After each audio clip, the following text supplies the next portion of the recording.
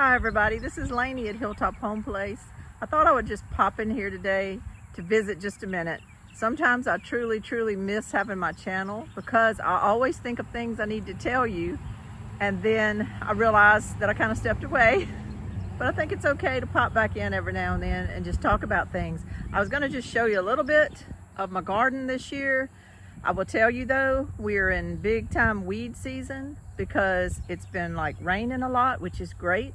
We had a drought for the last 2 years. I told y'all all about it and it was horrible. This year though, we've gotten rain and I'm so grateful. This is more like what it looks like right now. If you'll remember, I planted sweet corn down here. Well, it's long since been harvested. It's long since been harvested. And this is all the stalks that are still left standing, and I'm fixing to take them down today. I'm fixing to pull those down. I'm gonna leave the roots in the ground, but I'm pulling them down because I'm fixing to put in fall corn. I'm gonna put it in here, and I'm gonna put it in where my Onavino corn is.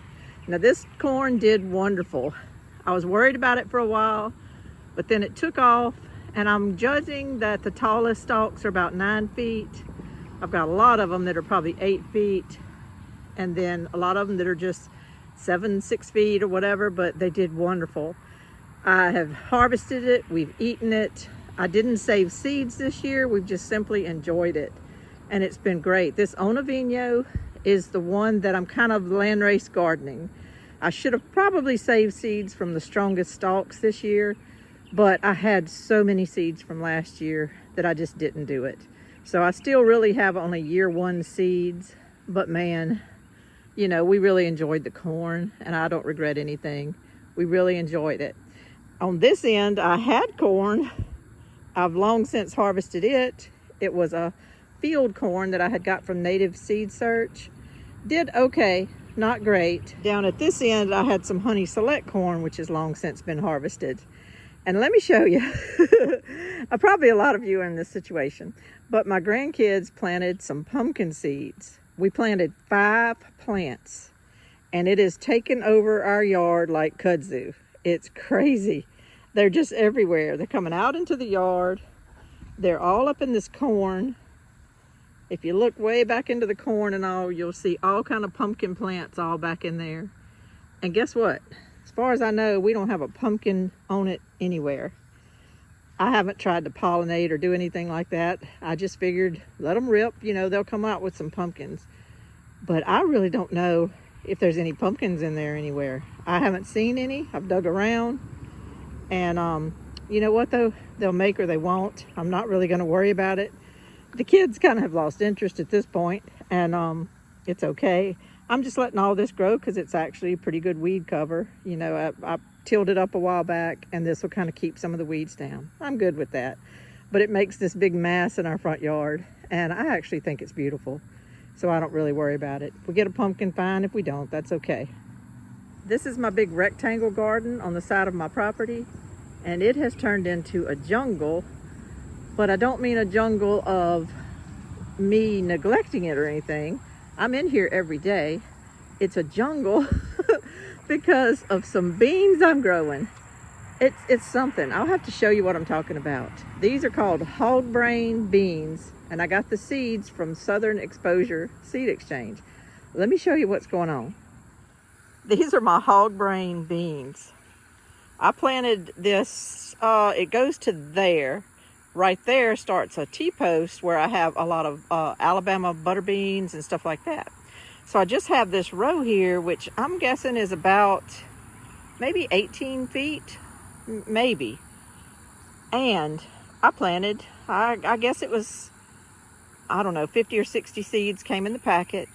It said put them about 4 inches apart or whatever, and they would grow these cowpeas. I called them beans a while ago, but technically they're cowpeas. And you can see what the shells look like and all there. And you harvest them when they just kind of get fat. They stay green. They don't turn yellow like a black-eyed pea or anything, or purple like a purple hull. They stay green, but they just get really fat in the pod. And they're a beautiful bean. But I had no idea how viney they were. They're going everywhere. I mean, they're going everywhere. They're coming over here and climbing my okra plants.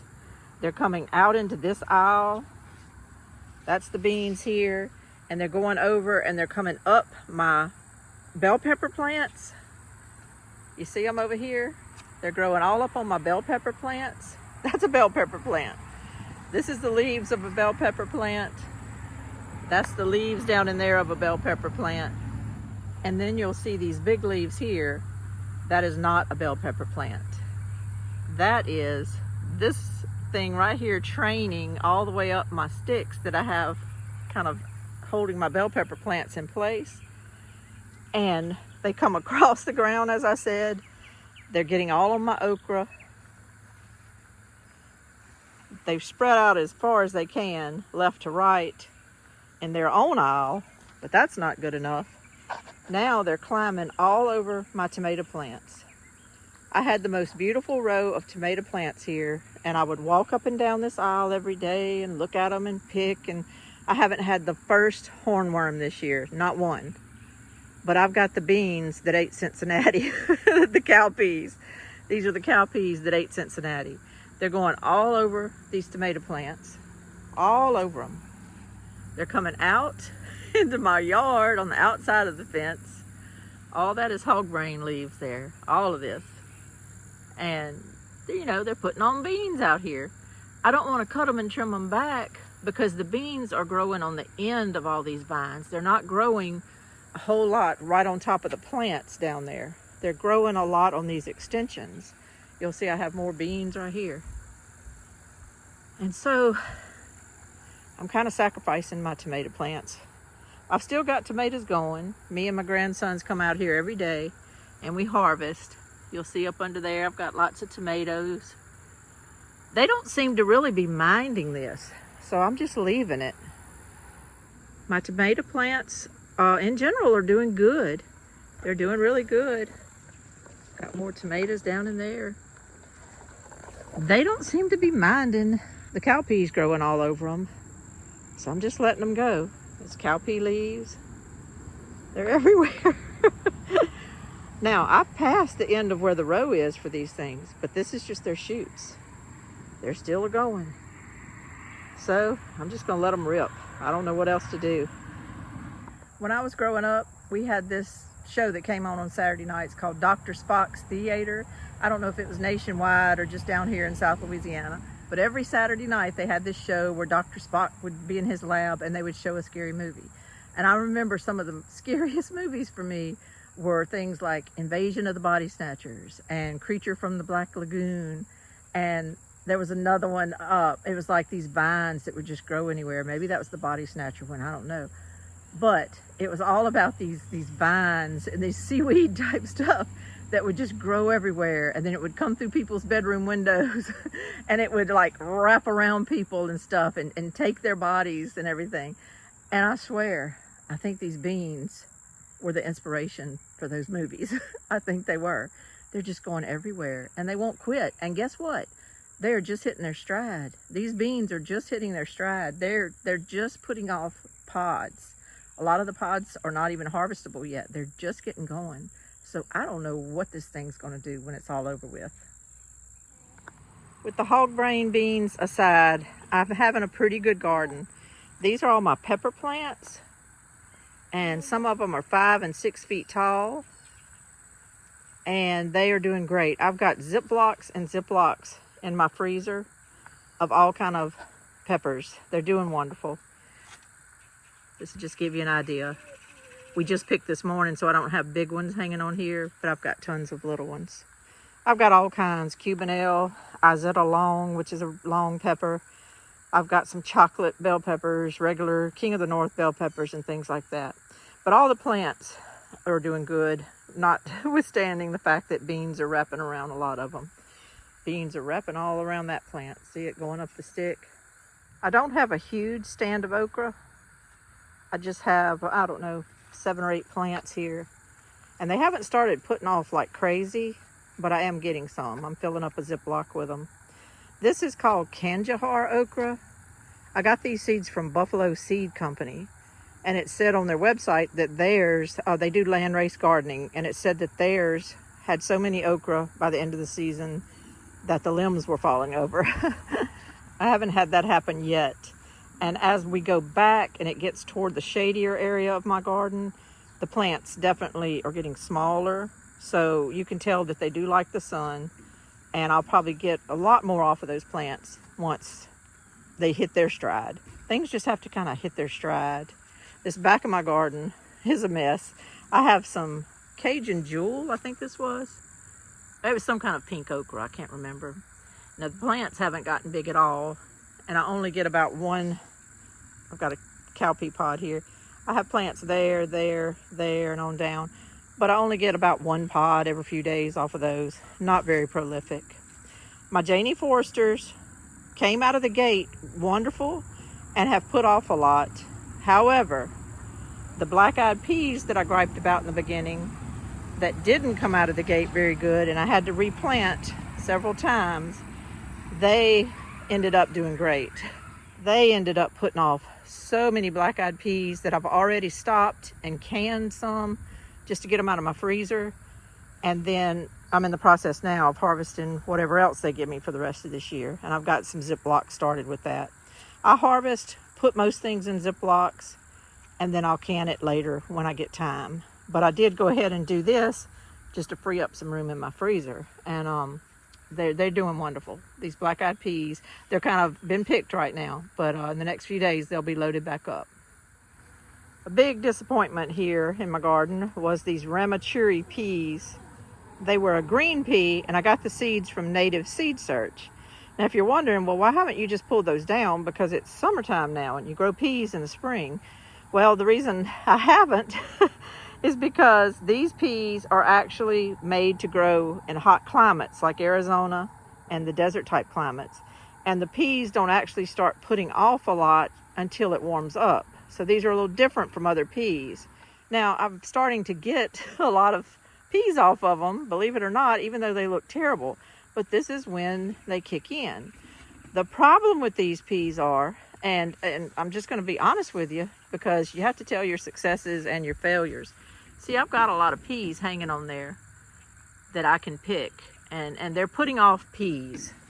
The problem is they don't grab onto anything. It's been the weirdest thing. All the peas I've ever grown grab on to fences and stuff. Well, these didn't. That's why all this is laying on the ground. Because when the wind blows, they just blow out into the aisle. They will not stay like clinging to a fence or anything. And that is so unusual for green peas. So these things just fall over at the drop of a hat. I've never seen anything like it. So my row has looked horrible. They won't just stay up, and I don't know what to do with them. And I put string, I put more little posts. I walk through here every day trying to train them onto the chicken wire. There's chicken wire right there. I tried to train them onto the chicken wire, and they just weren't having it. They weren't having it. So I'm not having them in my garden anymore, except for I am seeing some dried up pods, and I will save seeds. I just can't help it. When I see dried up pods, like this right here, like that pod hanging there right there, I'm gonna pick it and I'm gonna save seeds, because in the end I would rather have a pea plant that aggravates me but puts off food than to not have seeds for food should we need it. That's one of the things I wanted to tell you, is please don't forget to save seeds. It's so easy. As I'm walking through the garden and I see things that are dried up, pods that are dried up and all, a couple of those peas aren't dried up, but the rest of it is, I grab it. I just go ahead and grab it when I see them dried up, because sometimes if you don't, they'll just kind of start deteriorating in there. So when they're dry, grab them. And this is just how you can have food in perpetuity if you save seeds. To me, it's just almost the most important part of gardening, is just learning to save those seeds. And you don't have to rely on buying seeds again the next year or going to a nursery or anything like that. You kind of start your own little seed bank. I have a little wall of pole beans on the side of my house. They're just on T-post and string and some azalea branches that I kind of clipped there. But these are just assorted pole beans. They're just a mixture of seeds, because I'm kind of doing land race with those too. And I just mixed my seeds up a couple of years ago, and then I just throw whatever in the ground. I have no idea what they are. And when they grow, I just harvest them, you know, like green beans. But what I do at this time of year, I'm starting to see the leaves yellow, the plants are getting tired. I've had 2 or 3 pickings. And what I do is I just say, okay, I'm gonna shut her down and I'm not gonna harvest anything else. And I'm gonna let anything that comes up on these plants just be my seeds for next year. I have some seeds that I didn't plant, so I have plenty, but I'll add to them. It's no problem. So if I go through here and you get closer, you'll notice I'm leaving some things. I'm leaving beans there. And I'm just going to continue to do that. I'm not even going to walk out here anymore with the intention of harvesting anything. I'm just going to leave these beans and let them be. There's a bean back there. I'm going to leave them, and they're going to be my future beans. And I actually love harvesting seeds. I love it when the pods dry up. I love to come through here and find dried up pods and then crack them open and see all the different colors of beans they are, because it's never the same thing. And I don't know, to me that's fun. I love saving seeds almost as much as I love growing things. I always try to grow things that I know I'm going to get food off of course, like black-eyed peas, purple hulls, tomatoes, things like that. But I always grow things just for me too, because I have a creative side to me. I love the stories of seeds and stuff. And so I just like to plant some things that aren't necessarily going to give me buckets of food, but that are going to give me buckets of joy. And one thing is, from that T-post there to the middle T-post, which you can't really see, but it's behind all those dark leaves, I have Alabama butter beans planted. And they are so good. They taste good. You can see they're growing prolifically on my vines. They're everywhere. And my grandson loves to come out here with me and pick them. And we've started saying Alabama butter beans. And he's 4 years old. So he'll say, come on, Mama, let's go pick the Alabama butter beans. And we come out here and pick them, and he has a good time. You can see right there, those big old leaves. That's my hog brains coming this way. They're coming and getting all over the Alabama butter beans. But that's okay. I think I can still work around it and keep on harvesting. So I love planting those. I try to save seeds from them, so I'll always have seeds. And then from the middle T-post all the way down to this end T-post here are mescla lima beans. Never grown those before. And I'm not going to lie, they're taking forever to kind of get ready. But lima beans do that, so I understand it.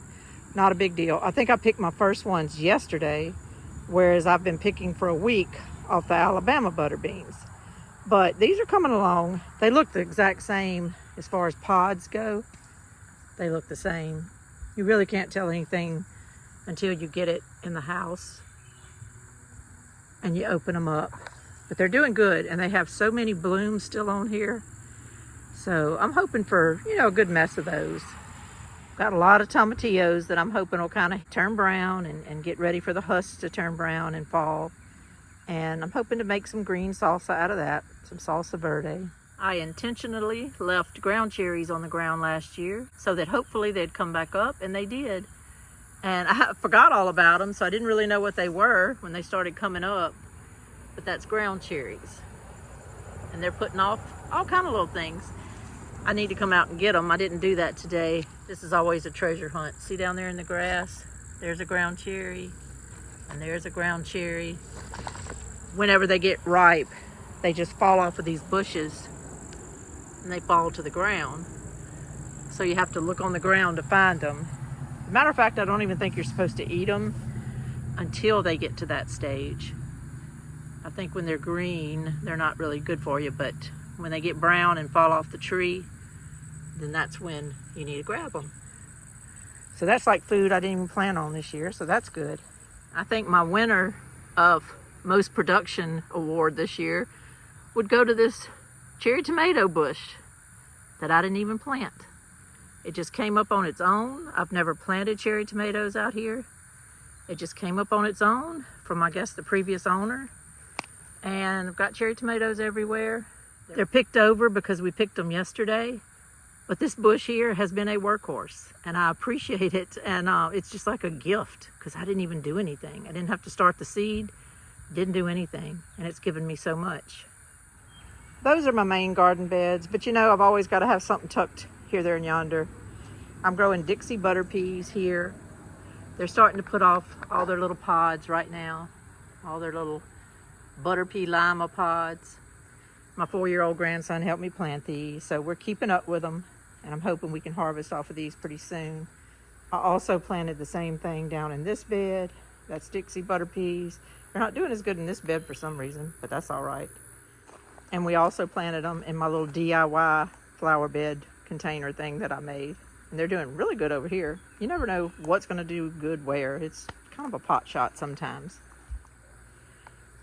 My daylilies that I got a couple of years ago from a local plant nursery that sells nothing but daylilies. They're doing so good. I just love them. They're just beautiful. I had orange ones. I think I still have one left. This is from a friend of mine. But there's a few more blooms, so I'll have a few more of those. A lot of the other ones are kind of spent. Dixie butter peas there.